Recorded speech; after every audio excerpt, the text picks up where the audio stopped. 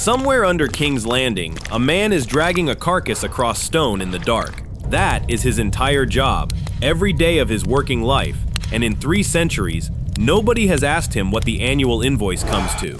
So here's the stupid question. What does a dragon cost on a day it doesn't fight? Here's the number, and I promise it will annoy you. A dragon the size of Syrax eats roughly 320 kilos of meat a day.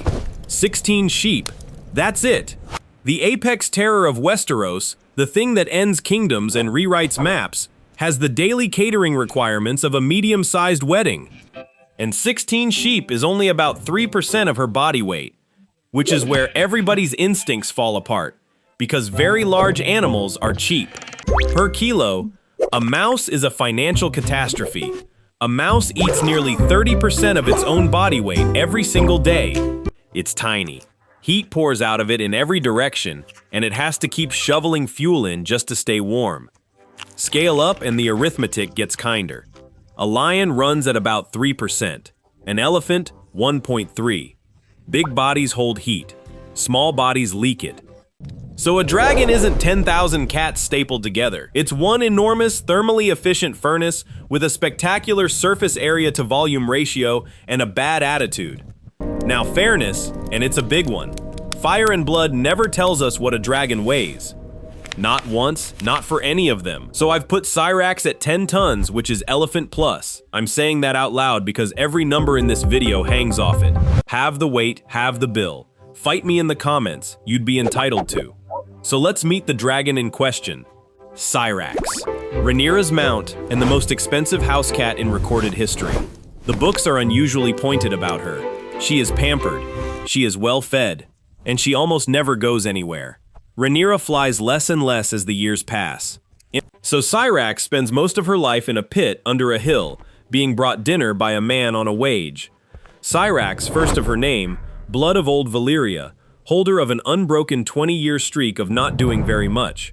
And before anyone suggests just keeping smaller dragons, Moondancer never grows bigger than a horse. A horse-sized dragon loses to absolutely everything holding a spear. But hold on, because I've been quietly cheating.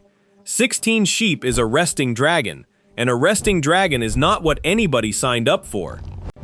Flight is the most expensive thing a body can do. It isn't brisk walking with extra steps. It's sustained, full power output, held for hours, using muscles that never get to coast.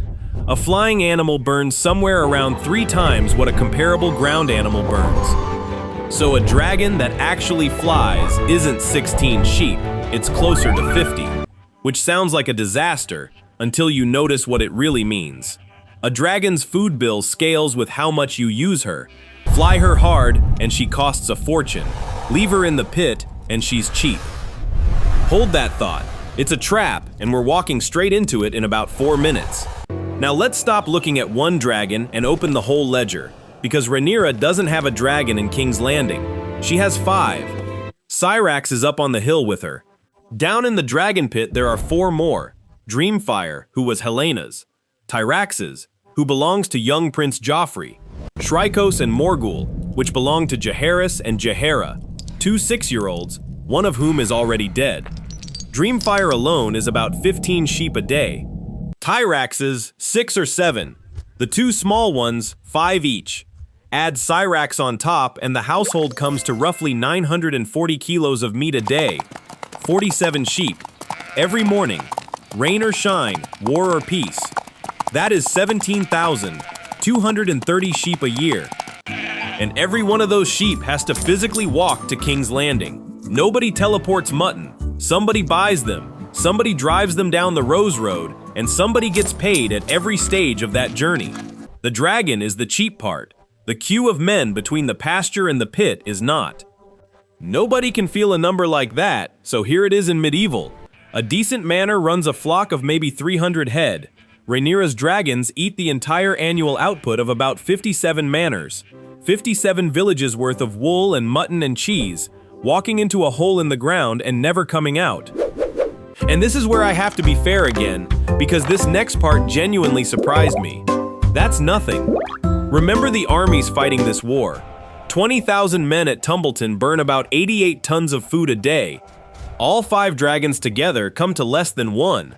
The entire dragon fleet of the Blacks costs about 1% of a single field army.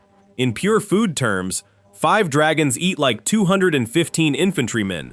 Now, 215 infantrymen will lose every battle they are ever sent to. 5 dragons can end a war in an afternoon. Measured per unit of appalling destructive power, a dragon is the greatest bargain in military history.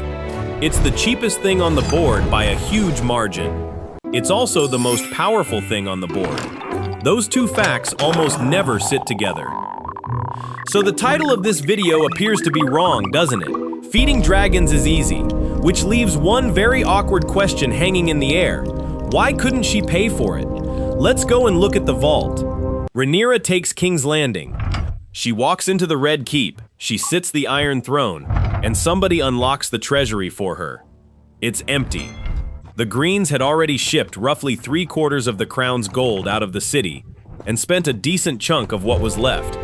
Rhaenyra didn't capture a capital, she captured an invoice with a castle attached to it.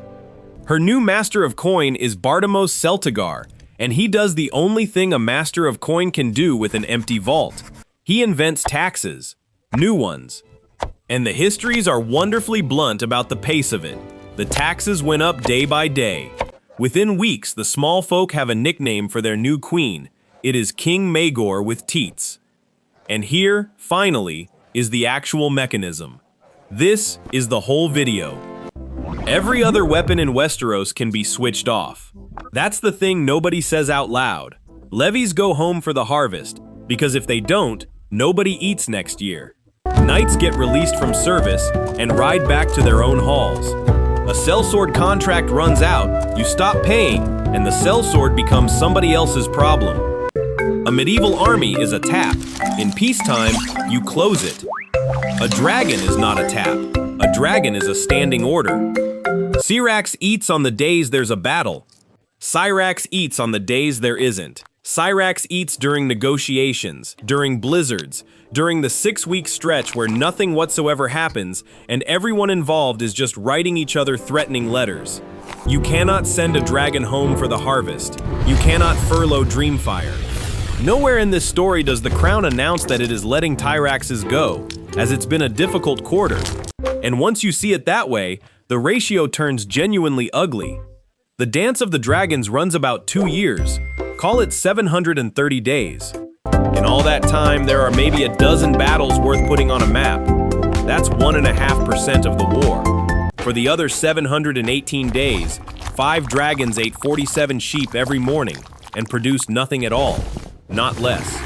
Nothing. Across the whole war, that's somewhere around 34,000 animals. Almost all of them were converted into dragon, and then into no strategic outcome whatsoever. And that's before you pay the dragon keepers, who are a payroll line with ceremonial armor.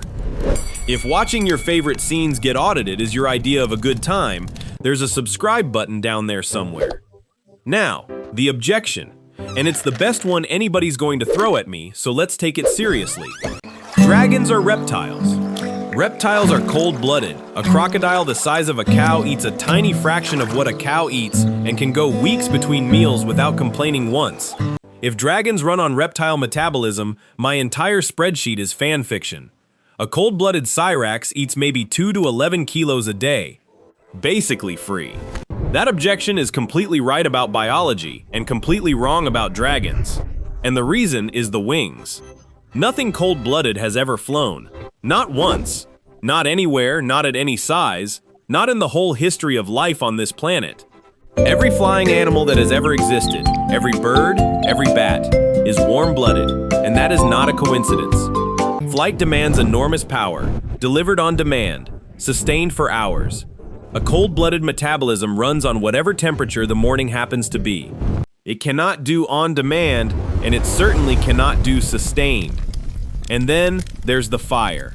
Whatever is happening inside a dragon to produce that, it is not a low-energy process. So yes, you can absolutely have a cold-blooded dragon. It will be wonderfully cheap to feed. It will also never once get off the ground. So the verdict comes in layers, and the top layer is the one everybody gets wrong. Rhaenyra was not bankrupted by how much her dragons ate. 47 sheep a day is a rounding error next to an army. She was bankrupted because it never stopped. Not for a season, not for a truce, not for a single morning. And it never stopped in a city where the vault was already empty and the master of coin was inventing a fresh tax before breakfast. And then there's the detail that finishes it. Of the 5 dragons in King's Landing, exactly 1 could fight, Syrax. The other 4 sat chained in the Dragonpit, and look at who they belonged to. A queen who never went to war, 2 murdered children, and a boy who dies trying to reach his. Those 4 ate about 66% of the entire dragon bill, 11,000 sheep a year, for 4 animals that never flew a single day of this war. She was paying, every morning, for assets that could not be turned into anything at all. And then one night the city panics. Not about food, about fire. A prophet called the Shepherd has spent weeks telling anyone who'll listen that the Greens are coming and every soul in the city will burn. So 20,000 terrified people decide the safest thing they can do is kill the dragons they can actually reach. Which is the 4 in the pit, chained. The only 4 that never earned a copper. An army is a bill you can stop paying. A dragon is a bill that arrives whether or not there's a war on. That isn't a bigger problem than starving. It's just a problem with no last page.